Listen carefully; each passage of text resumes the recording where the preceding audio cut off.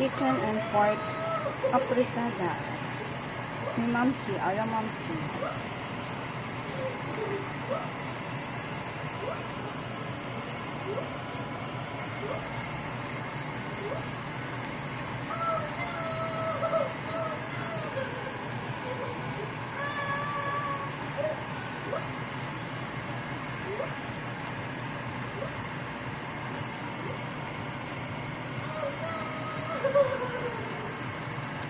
Ako naglalagay ng tomato sauce, guys. Natural na lang yung tomato.